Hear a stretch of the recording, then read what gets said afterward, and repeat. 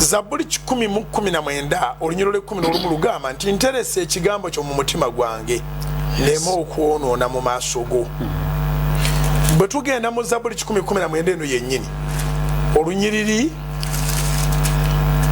olw'ekikumi-mu-etaano eyange egamba bweti Psalms 119 verse 105 ekigambo kyo yettabaaza eri ebigere byange n'omusana eri ekkubo lyange.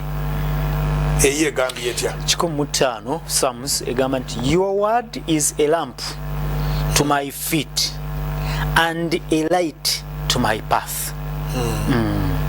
Rudem. Your word is a lamp to my feet and a light to my path. Amen. Ekigambo kyo yettabaaza eri ebigere byange n'omusana eri ekkubo lyange. Ensi eno lugendo, ensi tuli mu kkubo. Atalina ekigambo kya Katonda y'ensonga lwaki asobola okwekola obusolosolo, okwogera ebitakwatagana, okwambala abo kati olaba abo abambala ebintu ebiriko damage ne bayoza nti ate obwongo bwabwe busigadde bulamu. Tebalina kigambo kimulisa gye balaga.